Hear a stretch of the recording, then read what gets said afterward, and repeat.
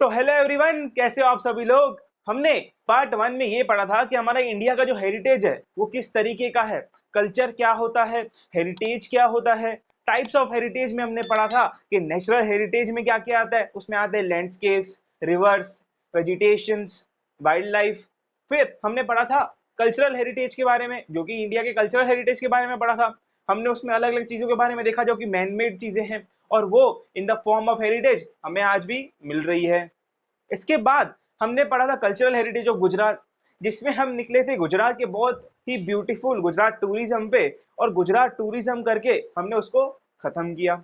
अब culture heritage तो हमने खत्म कर दिया, बट अगर हम सोचें कि जो कल्चर हेरिटेज है, हमारे इंडिया का इतना रिच हेरिटेज है जिसकी वजह से हमारे इंडिया को सोने की चिड़िया कहा जाता था। तो आप सोचो कि इतना रिच हेरिटेज है तो लोग ऑटोमेटिकली हो सकता है ना, और ये हुआ है कि जो लोग थे ना बाहर की दुनिया वाले, वो हमारे इंडिया से अट्रैक्ट हुए। उन्होंने हमारे इंडिया के अंदर कुछ ऐसे जो कि बहुत ही ज्यादा अलग तरीके के मिनरल्स या बहुत ही अलग तरीके के जो न्यूट्रिएंट वाले फ्रूट्स थे वो थे, और इंडिया में और भी बहुत सारी चीजें थी। तो लोगों जो थे बाहर के लोग, उन्होंने इंडिया में आकर इस कल्चर को जानने की कोशिश की in the form of trade. यानी कि वो हमसे ट्रेड करने आए थे और हमारा जो कल्चर वो भी सीखने आए थे। उन्होंने हमारा कल्चर सीखा और उन्होंने अपना कल्चर जो है ना वो भी हमको सिखाया। और कुछ लोग तो ऐसे थे जिनको इंडिया इतना उनको प्रभावित लगा, उनको इंडिया का कल्चर इतना अच्छा लगा कि उन्होंने इंडिया में ही रहना शुरू कर दिया। तो जिन लोगों ने इंडिया में ही रहना शुरू कर दिया, या जो लोग इंडिया में आए थे in the form of trade या रहने के लिए, उनके बारे में हम अभी पढ़ेंगे। देखिए, तो हमारे टॉपिक का नाम भी यही है कि इंडिया लैंड एंड पीपल, यानी कि इंडिया की लैंड पे आने वाले जो अलग अलग टाइप के पीपल थे वो आए थे। आप देखेंगे इसी की वजह से आज हमारे इंडिया में बहुत ही अलग अलग टाइप के लोग दिखते हैं, बहुत ही अलग अलग कलर कॉम्प्लेक्शन वाले लोग दिखते हैं, बहुत ही अलग अलग कैरेक्टरिस्टिक वाले फिजिकल फीचर वाले लोग दिखते हैं। क्यों? क्योंकि ये लोग ना कहीं से इंडिया में भी आए थे। अब हमें ऐसा तो पढ़ाया गया है कि जो द्रविडियन थे वो one of the most ancient Indians थे, यानी कि उन्होंने ही वो ही एक रियल इंडियंस जो होते हैं ना, कि भाई एंशियंट इंडियंस जो कि इंडिया में ही रहे हैं, वो द्रविडियन थे। बट द्रविडियन से पहले भी आने वाली, अगर साइंटिफिकली जब आर्कियोलॉजिस्ट ने रिसर्च की, तो द्रविडियन से पहले भी आने वाली कुछ पीपल या कुछ ट्राइब्स थी, उनके बारे में भी हम पढ़ेंगे। द्रविडियन के पहले जो लोग आए थे ना, जो सबसे पुराने लोग माने जाते हैं, वो होते हैं नेग्रिटोइड पीपल। अभी जो नेग्रिटोइड पीपल है ना, आप देखेंगे यहाँ पे लिखा हुआ है नेग्रिटोइड पीपल। नेग्रिटोइड पीपल जो थे ना, वो one of the ancient people थे इंडिया में आने वाले, यानी कि बाहर के ऐसे लोग सबसे पुराने जो थे ना, जो इंडिया में आए थे, वो थे नेग्रिटोइड पीपल। अब जो नेग्रिटोइड पीपल थे ना, वो मेनली कैसे, उन्हें ना हम हप्सी भी कहते हैं, उन लोगों को हम हप्सी पीपल भी कहते हैं। यानी कि वो उनका नाम जो है ना, वो यहाँ पर आकर दिया गया था, हप्सी पीपल। बट उनका जो ओरिजिनल नाम था, जो कि ऑल ओवर वर्ल्ड में नाम है, वो नेग्रिटोइड पीपल या नेग्रिटोइड ट्राइब के नाम से नाम है। और ये ना एक दो लोग नहीं आते थे, ये झुंड में आते थे। यहाँ तो ये पूरा का पूरा अपना गांव लेके आते थे इंडिया में रहने के लिए, इंडिया के कल्चर को जानने के लिए। तो जब ये हप्सी पीपल या नेग्रिटोइड पीपल आए ना, वो कहाँ से आए? आप सोचेंगे कि वो इंडिया में तो आए, बट वो आए कहाँ से? तो वो आए थे अफ्रीका से। तो अब समझ सकते हैं कि जो नेग्रिटोइड पीपल थे, अगर अफ्रीका से आए थे, तो वो दिखने में भी अफ्रीकन जैसे होंगे, दिखने में भी वो अफ्रीकन जैसे होंगे। आप देखो तो वो अफ्रीका से बलोचिस्तान होते हुए इंडिया आए थे, वो दिखते भी अफ्रीकन जैसे होंगे ना। जैसे उनकी फिजिकल फीचर भी ब्लैक, उनकी स्किन ब्लैक थी, वो ब्लैक स्किन्ड थे। और वैसे ही जैसे अफ्रीकन पीपल होते हैं, उनमें उनकी जो हाइट थी वो बहुत शॉर्ट थी, क्योंकि पुराने जमाने के जो लोग थे ना, वो बहुत ही शॉर्ट हाइटेड होते थे, इसीलिए। और इसके बाद इनकी हाइट तो 4 to 5 फीट की थी। और जैसे कि अब मैंने बताया कि अफ्रीकन पीपल थे, तो इनके जो हेयर थे वो भी करली हेयर थे। और आप देखो जो नेग्रिटोइड पीपल थे ना, ये one of the oldest tribes है। ये इंडिया में आकर रहे, इन्होंने इंडिया के कल्चर को जाना, और ये इंडिया में ही रहना चाहते थे। बट क्या हुआ कि जब आर्यंस आए ना इंडिया में रहने के लिए, तो आर्यंस ने क्या किया, इन नेग्रिटोइड पीपल को इंडिया से निकाल दिया बाहर। इन्होंने कहा कि अब हम रहेंगे और आप इंडिया में नहीं रहेंगे, तो उन्होंने इंडिया से नेग्रिटोइड पीपल को निकाल दिया। जब नेग्रिटोइड पीपल तो चले गए, पर नेग्रिटोइड पीपल के बाद जो लोग आए थे ना, वो थे ऑस्ट्रेलॉइड पीपल। नेग्रिटोइड पीपल आए, उन्होंने समझा, वो सब सीखे, बट है ना उनको आर्यन ने निकाल दिया, तो आर्यन अगर कहेंगे निकल गए तो वो लोग भी निकल गए जल्दी से। तो आज है ना इंडिया में वो तो पाए नहीं जाते हैं, यहाँ बहुत ही कम अमाउंट में आपको दिखेंगे कहीं ना कहीं। बट इनकी ना एक ट्राइब जो है ना, वो ट्राइब आप देखेंगे कि जूनागढ़ में एक जगह है जहां पर एक विलेज है। उस विलेज में आज भी नेग्रोइड पीपल या अफ्रीकन पीपल जैसे दिखने वाले लोग वहां पर रहते हैं। आप उन्हें पूछेंगे ना कि उनका जो ओरिजिन है वो कहाँ से होएगा, तो वो उनको वो भी नहीं पता कि उनका ओरिजिन कहाँ से। वो कहेंगे हम तो गुजरात के हैं, वो तो कहेंगे हम जूनागढ़ के हैं। ऐसे लोग भी अवेलेबल है और वो दिखते भी वैसे ही हैं, वो बात भी उस तरीके से करते हैं। बट वो लैंग्वेज कौन सी स्पीक करते हैं पता है आपको? मेनली गुजराती लैंग्वेज स्पीक करते हैं। तो नेग्रोइड पीपल इंडिया पे आकर उनको इतना इन्फ्लुएंस इंडिया ने किया है कि उन्होंने बोलना चलना सब कुछ गुजरातियों जैसा कर दिया है। अब देखिए, इसके बाद जब नेग्रोइड पीपल थे उनको तो आर्यन ने निकाल दिया। अब नेग्रोइड पीपल को तो आर्यन ने निकाल दिया, उनके बाद जो लोग आए थे ना वो थे ऑस्ट्रेलॉइड पीपल। ऑस्ट्रेलॉइड पीपल जिन्हें हम निषाद पीपल की तरह भी कहते हैं। हम इंडियंस में इधर के लोगों ने ही ऑस्ट्रेलॉइड पीपल को निषाद पीपल की तरह नाम दिया है। अब जो निषाद पीपल थे ना, वो निषाद पीपल कहाँ से आए थे? वो साउथ एशिया से आए थे। हाँ, साउथ ईस्ट एशिया से आए थे। Nishad people, Australoid people south east Asia से इंडिया आए थे। यानी कि हमारा जो एशिया है उसके साउथ ईस्ट साइड से इंडिया आए थे। जब वो इंडिया में आए ना, तो उन्होंने इंडिया में रहना शुरू किया। अब आप बताओ कि जो साउथ ईस्ट एशिया के लोग हैं वो मेनली मेनली थोड़े ब्राउनिश, थोड़े डार्क ब्राउन टाइप कलर के थे, या थोड़े डार्क ब्राउन या ब्राउन ब्लैक टाइप कलर के दिखते थे। तो साउथ ईस्ट एशिया के लोग वैसे दिखते थे, तो उनका जो फिजिकल फीचर थे वो भी इसी तरीके से थे कि उनकी जो ब्लैक स्किन थी, अगर इनसे तो ब्लैक, इतनी ब्लैक तो नहीं थी जितनी नेग्रोइड पीपल की थी, इनसे थोड़ी कम ब्लैक थी, बट इनकी भी ब्लैक स्किन थी। ऑस्ट्रेलियन पीपल का ब्रॉड नेक भी था, ब्रॉड हेड था। ऑस्ट्रेलियन पीपल जो थे उनकी ब्लैक स्किन थी, उनका ब्रॉड हेड था। ऑस्ट्रेलियन पीपल जो थे ना, उनकी फ्लैट नोज हुआ करती थी। उनकी नोज देखेंगे ना तो थोड़ी सी ऐसे फ्लैट नोज होती थी, उनकी ऐसे चोंच वाली नोज नहीं होती थी, उनकी थोड़ी फ्लैट नोज होती थी आगे से। और आप देखें तो ये इनका जो थे ना वो शॉर्ट इन हाइट थे, ये हाइट में भी बहुत छोटे थे। जैसे कि मैंने आपको बताया कि पहले जमाने के लोग ज्यादातर छोटी हाइट वाले हुआ करते थे। अब क्योंकि आप सोचेंगे कि ये जो चीजें हैं ना, मैं आपको बता रहा हूँ कब से शॉर्ट हाइट और ये सब चीजें, आप अभी सोचेंगे कि जो पहले हम लोग ने इवोल्यूशन अगर पढ़ा हो तो इवोल्यूशन में कहा जाता है कि हम लोग मंकीज से आए हैं, तो हमारा इवोल्यूशन मंकीज से होकर हम तक आया है। आप देखेंगे कि उस जमाने के मंकीज जो थे ना वो शॉर्ट हाइटेड हुआ करते थे, वो धीरे धीरे उनकी हाइट बढ़कर हम तक पहुंची, पर हम तब भी शॉर्ट हाइट के ही थे। फिर धीरे धीरे हमारे अंदर ही इवोल्यूशन होते रहे और हमारी हाइट जो है ना वो किसी लोगों की बड़ी होती गई, किसी की छोटी ही रह गई। तो ये इवोल्यूशन का पार्ट है, इसी वजह से इनकी हाइट जो है ना वो बहुत ही शॉर्ट है। आप देखिए, तो जो ये ऑस्ट्रेलियन पीपल थे ना, ये ऑस्ट्रेलियन पीपल थे ना, इनके पास है ना बहुत अच्छी अच्छी स्किल्स थी। यानी कि ऑस्ट्रेलियन पीपल थे ना बहुत ही टैलेंटेड लोग थे। आप देखो ना कि इतने टैलेंटेड थे ना कि हमको इन्होंने ना क्ले के यूटेंसिल्स बनाना सिखाया, यानी कि मिट्टी के बर्तन बनाना सिखाया इन्होंने हमें। मिट्टी के बर्तन, क्ले यूटेंसिल्स बनाना सिखाया। इन्होंने हमें कॉटन के कपड़े पहनना सिखाया, क्योंकि ये खुद भी कॉटन के कपड़े पहनते थे। तो इन्होंने हमें बताया कि कॉटन के कपड़े किस तरीके से बनाए जाते हैं और उनको किस तरीके से पहना जाता है। ये भी हमें ऑस्ट्रेलियन पीपल ने सिखाया था। और ऑस्ट्रेलियन पीपल जो थे ना, जब आर्यंस जब इंडिया में आए थे तो इंडिया में इन्होंने भी ऑस्ट्रेलियन पीपल को ना निकाल दिया था। इन्होंने इंडिया से ऑस्ट्रेलियन पीपल को निकाल दिया था। और है ना यही है ना आर्यंस ही इनको निषाद पीपल नाम का नाम देते थे। और निषाद ही नहीं, निषाद के अंदर इनकी और भी अलग अलग टाइप की ट्राइब्स आती है, जो कि ट्राइब अगर मैं कहूँ तो कोल, मुंडा, खासी, ये 3 मेन ट्राइब्स है, और भी बहुत सारी इनकी ट्राइब्स होती है। और जब इनको इंडिया से निकाल दिया गया ना, तो इन्होंने इंडिया छोड़कर अंडमान और निकोबार आइलैंड पे जाकर रहना शुरू कर दिया। तो आज जब अंडमान निकोबार आइलैंड पे आप जाते हैं तो वहां पे जो लोग रहते हैं ना, उनकी जो सिमिलरिटी है ना वो कहीं ना कहीं ऑस्ट्रेलियन पीपल से सिमिलर है। यानी कि उनके जो फिजिकल फीचर्स हैं, उनका रहने का जो तरीका है, उनका जो ओरिजिन है, वो कहीं ना कहीं ऑस्ट्रेलियन पीपल से मैच खाता है। तो वहां पर जो अंडमान निकोबार में जो आइलैंड रहते हैं ना, वो कहीं ना कहीं ऑस्ट्रेलियन पीपल है, और ये साइंटिफिक प्रूफ है। अब जब ऑस्ट्रेलियन पीपल थे ना, उनके बाद आए थे द्रविडियन लोग। मतलब उनके बाद हम बात कर रहे हैं द्रविडियन लोगों की। एक्चुअली देखा जाए ना तो ये द्रविडियन लोग ना पहले से ही इंडिया में थे, यानी कि ये कहीं से आए नहीं है, ये इंडियंस ही हैं। द्रविडियंस को ओल्डेस्ट इंडियंस कहा जाता है, यानी कि सबसे पुराने जो इंडियंस थे ना वो द्रविडियंस को कहा जाता है।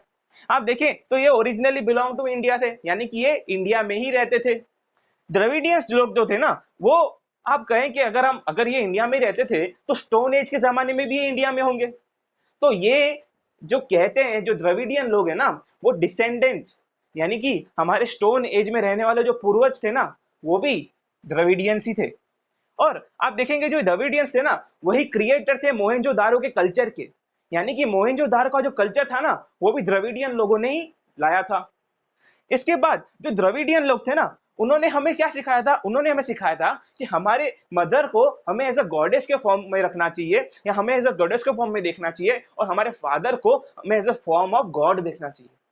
यानी कि आप अगर पढ़ते हैं, आप हमने जो इतनी कहानियां पढ़ी है भगवान की, कि शिव पार्वती के रूप में हम अपने माता पिता को देखते हैं, हम अपने मम्मी पापा को शिव पार्वती के रूप में देखते हैं, तो आप समझेंगे कि मम्मी को पार्वती के रूप में और पापा को शिव के रूप में हम देखते हैं, यानी कि हम उन्हें भगवान के रूप में देखते हैं।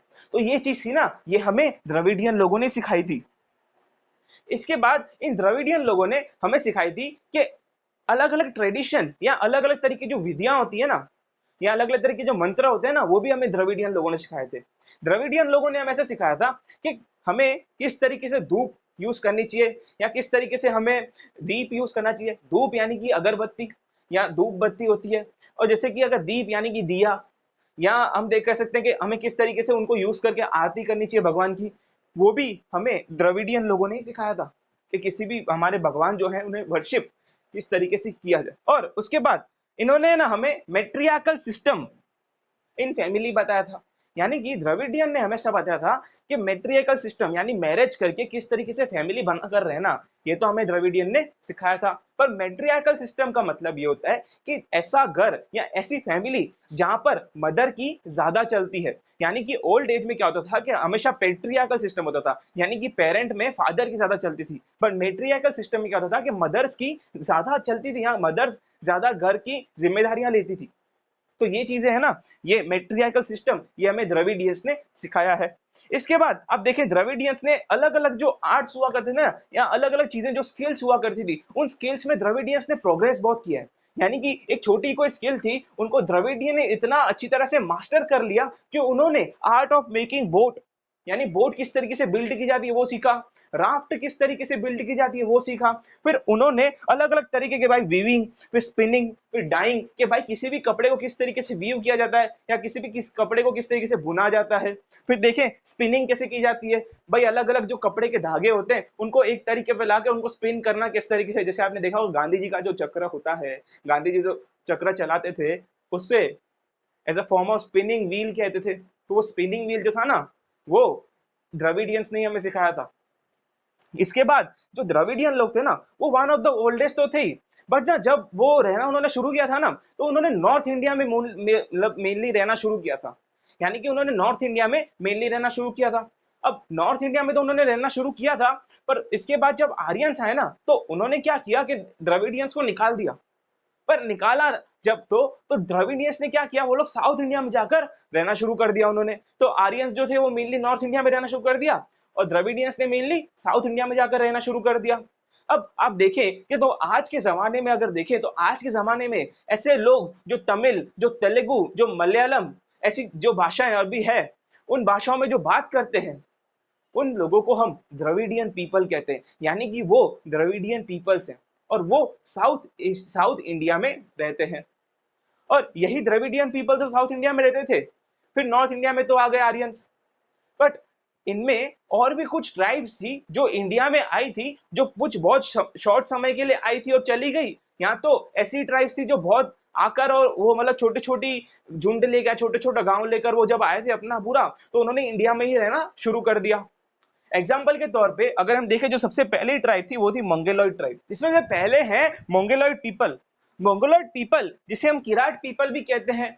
तो ये जो मंगोलॉइड पीपल थे ना, जिन्हें हम किराट पीपल भी कहते हैं, ये मंगोलॉइड पीपल ये ना कहां से आए थे पता है? ये लोग है ना नॉर्थ चाइना से, मतलब चाइना के नॉर्थ साइड से ये लोग आए थे, और तिब्बत बीच में आता है, तो तिब्बत के रास्ते से होते हुए ये नॉर्थ चाइना से इंडिया में आए थे। जब ये नॉर्थ चाइना से इंडिया में आए ना, तो इन्होंने, जैसे आप देखोगे चाइना के पास वाली जो बॉर्डर है, चाइना के पास वाले जो एरिया है ना, वो है नॉर्थ आसाम, या सिक्किम, या भूटान, या वेस्ट बंगाल। तो इन सब जगहों पर ना उन्होंने रहना शुरू कर दिया। इन सब जगहों पर जब उन्होंने रहना शुरू किया, तो आप देखेंगे कि आज के जमाने में कि नॉर्थ आसाम के लोग, सिक्किम के लोग, भूटान के लोग, या वेस्ट बंगाल के लोग आप देखोगे ना, तो वो मेनली ना चाइना के लोगों जैसे दिखते हैं। यहाँ के उनके जो फिजिकल फीचर्स होते हैं ना, वो मेनली चाइनीज पीपल जैसे होते हैं। इनके फिजिकल फीचर्स की जैसे हम बात करें तो उनका येलो कम्प्लेक्शन होता है, यानी कि उनका जो फेस होता है ना वो थोड़ा थोड़ा येलोइश होता है। उनकी जो नाक होती है ना थोड़ी सी फ्लैट होती है, यानी कि उनका जो फेस होता है ना वो भी थोड़ा फ्लैट होता है, उनका फेस फ्लैट होता है। उनके जो चीक्स होते हैं ना वो भी चब्बी चीक्स होते हैं, थोड़े रेडिश रेडिश से चब्बी से उनके चीक्स होते हैं, आपने देखे होंगे चाइनीज लोगों के होते हैं। उसके बाद जैसे कि जो उनके आमंड आइज होती है, यानी कि आमंड शेप की पतली पतली सी उनकी आंखें होती है, आपने देखा होगा चाइनीज लोगों की जो आंखें होती है ना ऐसे पतली पतली सी होती है, आमंड शेप की होती है। तो इस तरीके से है ना मंगोलोइड पीपल ना वो नॉर्थ चाइना से आकर इंडिया में रहे थे विया द रास्ता ऑफ टिबेट। इसके बाद जो अगली ट्राइब्स के बारे में बात करूंगा ना वो थी अल्बाइन, दिनारिक और आर्मेनॉइड। अल्पाइन, दिनारिक और आर्मेनॉइड, ये जो तीनों ट्राइब्स थी ना इनके अंदर बहुत सारी सिमिलैरिटीज थी, यानी कि ये जो तीनों ट्राइब्स थी ना इनके जो फिजिकल फीचर्स या इनके रहने रहने का तरीका, वो सारा का सब चीजें थी ना वो सारी सिमिलैरिटीज बहुत थी इनके रहने के तरीके में, इनके क्या बोलते हैं बात करने के तरीके में, और इनके फिजिकल फीचर्स में बहुत सारी सिमिलैरिटीज थी, इसीलिए इनको है ना एक कंबाइंड फॉर्म में रखा गया है। और आप देखेंगे ना जो ये जो ट्राइब्स थी ये मेनली अगर हम बात करें तो सेंट्रल एशिया से होते हुए इंडिया में आई थी, यानी कि एशिया के सेंट्रल पार्ट से इंडिया में आई थी। जब वो इंडिया में आकर रहना उन्होंने शुरू किया ना तो उन्होंने कहाँ कहाँ रहना शुरू किया।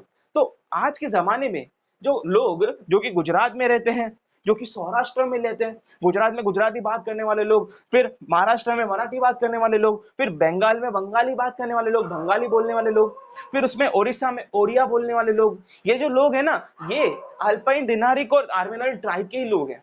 यहाँ की जो अल्पाइन, दिनारिक और आर्मेनॉइड ट्राइब थी ना वो मेनली इन सब जगहों पर आकर बस गई थी, और आज के आप लोग देखेंगे ना जो अलग अलग भाषाएं बोलते हैं जो इधर रहते हैं लोग, ये कहीं ना कहीं इनके डिसेंडेंट्स या उनके बाद के रहने वाले लोग हैं।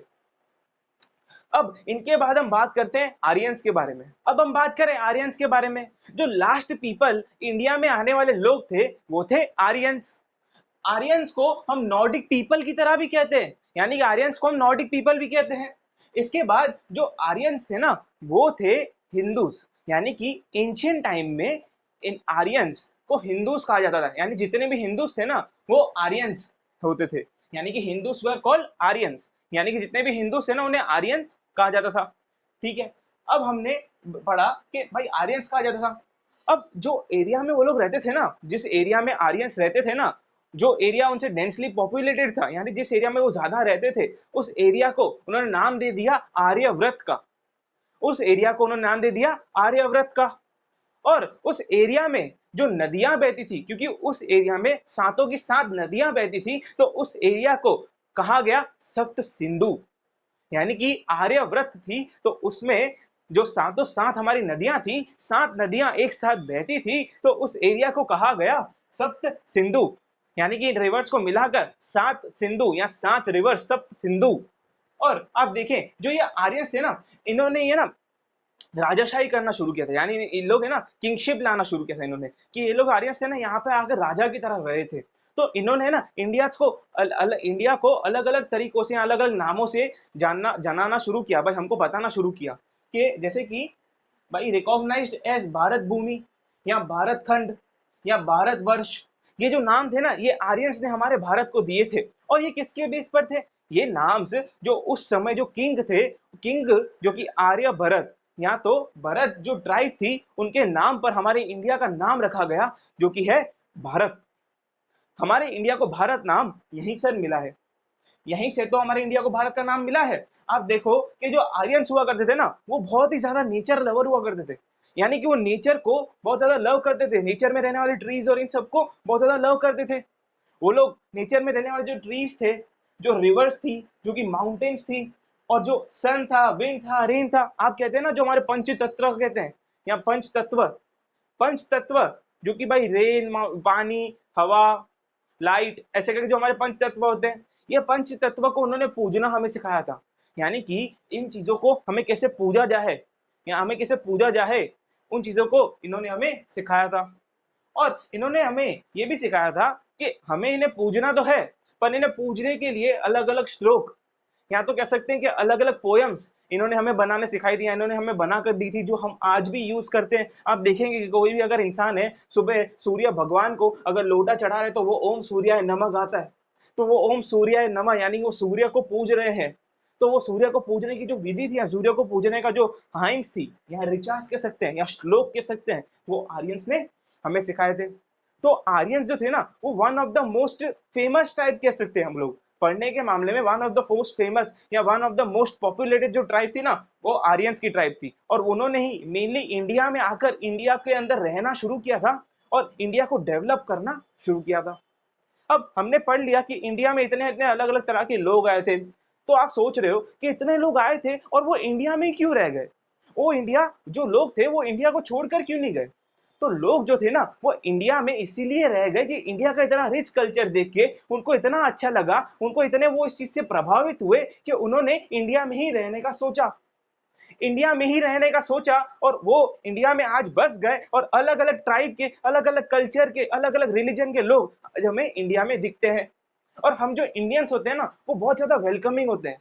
यानी कि किसी भी कल्चर को किसी भी हालत में हम वेलकम करते हैं। यानी कि कोई भी कल्चर है वो किसी भी हालत में हो, हम उसे हमने इंडिया में वेलकम करेंगे। बट आप देखो कि कहीं ना कहीं जो हमारा इंडियन हेरिटेज है ना, वो कहीं ना हम प्रिजर्व नहीं या प्रिवेंट, हम लोग इंडियन हेरिटेज को है ना बचा नहीं पा रहे हैं, या इंडियन हेरिटेज को हमें ना कंटिन्यू नहीं कर पा रहे। कैसे? आप देखो कि हमारा कल्चर रहने का जो अलग अलग हो गया है आजकल। क्यों? क्योंकि आप देखो कि जो हमारे इंडिया के अंदर जो औरतें साड़ी पहना करती थी, हमारे इंडिया की वो वन ऑफ द मोस्ट क्या बोलते हैं ड्रेस, मतलब हमारे इंडिया को साड़ी से पहचाना जाता है कि इंडिया की जो वुमेन्स होती है वो साड़ी पहनती है, कि साड़ी पहनने वाली कोई भी वुमन है ना, वो इंडियन है। इस तरीके से इनको पहचाना जाता है। मगर हम क्या कर रहे हैं? हम वेस्टर्न कल्चर को अपना रहे हैं। हम ये जो क्या बोलते हैं टी शर्ट पैंट ये सब पहनते हैं। हम हमारे कल्चर को ही भूल रहे हैं कहीं ना कहीं। तो इस कल्चर को हमें प्रिवेंट करना पड़ेगा। इस कल्चर को प्रिवेंट करने के लिए, इस कल्चर को प्रिवेंट या इस हेरिटेज को हमारे प्रिवेंट करने के लिए, जो हमें सालों साल से मिलता आ रहा है, इस हेरिटेज को प्रिवेंट करने के लिए हमारी गवर्नमेंट भी हमें कहती है। हमारी गवर्नमेंट के अंदर जैसे हमारी कॉन्स्टिट्यूशन है, उस कॉन्स्टिट्यूशन के अंदर आर्टिकल 51 ए जो है ना, आर्टिकल 51 ए में जो 3 मेन पॉइंट दिए गए हैं, जो गवर्नमेंट के द्वारा दिए गए हैं, और हमें ये बताया जाता है इन 3 मेन पॉइंट के द्वारा हमें हमारे हेरिटेज को प्रिवेंट करना चाहिए। यानी कि अगर कोई ऐसा इंसान हमें नहीं कह रहा, हमें गवर्नमेंट भी कह रही है कि आपने हेरिटेज को प्रिवेंट करो। आप सोचो कि अगर आप कहीं बाहर देश में बहुत सालों से रहते हो, कोई आपको पूछ रहा है कि आप इंडिया क्यों जा रहे हो, तो अपने हेरिटेज को देखने आते हो। हाँ, अगर कोई बाहर वाला इंसान घूमने इंडिया में आता है, उसको पूछा जाता है कि भाई आप इंडिया जाके क्या करोगे, तो वो बोलता है मैं इंडिया में जा रहा हूँ ताजमहल देखने के लिए। ताजमहल जो कि वन ऑफ द 7 वंडर्स है, जो कि हमारे इंडिया का ही पार्ट है, और लोग वो देखने के लिए आ रहे हैं। तो सोचो कितनी रिचनेस हो गया, कितना अच्छा उधर का कल्चर होगा कि दूर दूर से लोग उस चीज को देखने आ रहे हैं, इंडिया में घूमने आ रहे हैं। तो हमें उस कल्चर को प्रिवेंट करना, मतलब उसको प्रिवेंट करना होगा, उसको खत्म होने से हमें उसे बचा कर रखना पड़ेगा, उसे प्रिजर्व करके रखना पड़ेगा। उसके लिए जो आर्टिकल 51 ए है ना, उसमें 3 तरीके के लॉस दिए गए या 3 तरीके की सेंटेंसेस दिए गए हैं। आप देखो उसमें जो पहला है वो हमें कहता है कि हमें to understand the importance of harmonious culture and its richness and to preserve it। यानी कि हमें समझना चाहिए कि जो हमारा कल्चर है, जो कि इतना ज्यादा पवित्र हार्मोनियस कल्चर है, वो हार्मोनियस कल्चर को हमें समझना चाहिए, उसके बारे में हमें सीखना चाहिए और उस कल्चर को हमें प्रिजर्व करके रखना चाहिए। उसकी जो रिचनेस है, यानी कि अगर हमारा कल्चर है उसमें बहुत ही ज्यादा रिचनेस या बहुत ही ज्यादा वो डीप है, तो हमें उसी तरीके से उसे प्रिजर्व करके रखना चाहिए, ना कि उसे बर्बाद होने देना चाहिए, दूसरों के हाथों में दे देना चाहिए। आप देखें कि हमारा कल्चर जो है, उसका सेकंड पॉइंट ये कहता है कि भाई मेंटेनिंग, भाई हमको मेंटेन करना चाहिए क्या, नेचुरल एनवायरनमेंट को मेंटेन करना चाहिए, कि हमारे नेचुरल एनवायरनमेंट को हमें मेंटेन करना चाहिए। हमारे नेचुरल एनवायरनमेंट आजू बाजू की जितने भी चीजें, जैसे कि फॉरेस्ट है, पॉन्ड्स है, रिवर्स है, लेक्स है, जो कि वाइल्ड एनिमल्स है, हमारे बर्ड्स है, इन सबको हमें बचा कर रखना है, इन चीजों को हमें मेंटेन करके रखना है, इन चीजों के हमको संभाल कर रखना है। क्यों? क्योंकि अगर ये चीजें हमारे दुनिया से, हमारे इंडिया से कहीं ना कहीं एक्सटिंक्ट हो गई, तो हमें ये कल्चर का पार्ट दिखेगा ही नहीं, हमारे कल्चर का पार्ट तो कहीं ना कहीं खत्म हो गया वहां पर। आप देखेंगे ऐसे कितने एनिमल्स हैं कि फॉरेस्ट डिस्ट्रक्शन की वजह से, ऐसे कितने एनिमल्स जो कि आज एक्सटिंक्ट हो चुके हैं, यानी कि वो खत्म हो चुके हैं। वो एनिमल्स आपको कहीं पर देखने को नहीं मिलेंगे, जो कि इंडिया के one of the most ancient animals थे। क्यों? क्योंकि कुछ लोगों ने उस चीज को प्रिजर्व नहीं किया। अगर हम भी उन चीजों को प्रिजर्व करते हैं, तभी हम हमारे कल्चर को, हमारे हेरिटेज को बचा पाएंगे। तो यही बात ये कहता है, और इसमें कहता है कि हमें हर एक ह्यूमन बीइंग के, हर एक एनिमल के साथ, प्लांट के साथ हमें कंपैशन के साथ रहना चाहिए, कंपैशन के साथ रहना चाहिए, लिविंग क्रिएचर्स के साथ। कंपैशन का मतलब दया भावना के साथ मिलजुल कर रहना चाहिए हमें हर एक लिविंग क्रिएचर के साथ, लिविंग बीइंग के साथ। तीसरा पॉइंट ये कहता है पब्लिक प्रॉपर्टी जो है ना हमारी इंडिया की, उसे जो प्रोटेक्ट करना चाहिए और वायलेंस को गिव अप करना चाहिए। हमारे इंडिया की पब्लिक प्रॉपर्टी, ये जो ताजमहल है, ये भी इंडिया की पब्लिक प्रॉपर्टी का पार्ट है। तो हमें जैसे जितनी भी पब्लिक प्रॉपर्टीज है, इन्हें प्रोटेक्ट करना चाहिए, इन्हें बर्बाद होने से प्रोटेक्ट करना चाहिए, इन्हें खत्म होने से हमें बचाना चाहिए। आप देखोगे ताजमहल देख रहे हैं तो पीला होता जा रहा है दिन भर, उसका जो मार्बल है। तो उससे बचाने के लिए लोगों ने क्या किया, उससे बचाने के लिए गवर्नमेंट ने आजू बाजू की सारी फैक्ट्रीज बंद कर दी। क्यों? क्योंकि वो हमारे कल्चर हेरिटेज का पार्ट है, वो हमारा हेरिटेज है, वो उसे हमें बचा के रखना है। तो इसी तरीके से हमें प्रिजर्व करना, प्रोटेक्ट तो करना ही है हमारे कल्चर को, हमारे हेरिटेज को। बस प्लस हमें वायलेंस नहीं करना है, हमें नॉन वायलेंस के साथ रहना है। क्योंकि हम जितना वायलेंस करेंगे ना, उतना कहीं ना कहीं हमारा कल्चर खराब होगा। और कल्चर अगर खराब हुआ तो आगे आने वाली जनरेशन्स को as a form of heritage तो मिलेगा, वो गंदा हेरिटेज ही आगे आने वाली जनरेशन्स को मिलेगा, या वो बुरा हेरिटेज ही मिलेगा। तो आगे आने वाली जनरेशन्स भी और इस चीज को प्रमोट करेगी। तो हमें वायलेंस को भी छोड़ देना चाहिए, ये हमारा आर्टिकल सिखाता है। यहाँ पर हमने इस चैप्टर को खत्म किया। हमने चैप्टर में क्या क्या समझा? हमने समझा कि इंडियन हेरिटेज के बारे में, कल्चरल हेरिटेज के बारे में, नेचुरल हेरिटेज के बारे में। कल्चरल हेरिटेज ऑफ इंडिया के बारे में तो सही, पर हमने कल्चरल हेरिटेज ऑफ गुजरात के बारे में समझा, जिसमें अलग अलग जगहें देखी, हमने पूरा गुजरात का टूरिज्म किया, गुजरात के अलग अलग मेलों के फेयर्स के बारे में समझा। फिर हमारे इंडिया में आने वाले जो लोग थे, जो इंडिया में आए और इंडिया में उन्होंने रहना शुरू किया, जो कि इंडिया में बस गए, उनके बारे में सीखा, अलग अलग ट्राइब्स के बारे में सीखा, जिसमें आर्यंस भी हैं। उसके बाद हमने सीखा कि हमारा जो हेरिटेज है उसे किस तरीके से हमें प्रिवेंट करना चाहिए, यानी कि हमारा हेरिटेज जो है उसे खत्म करने से हमें रोकना किस तरीके से चाहिए, यानी प्रिवेंशन ऑफ हेरिटेज, वो हमने सीखा, जो कि हमारी गवर्नमेंट भी हमें बता दी है और हमें खुद भी इन चीजों को फॉलो करना चाहिए। Thank you so much.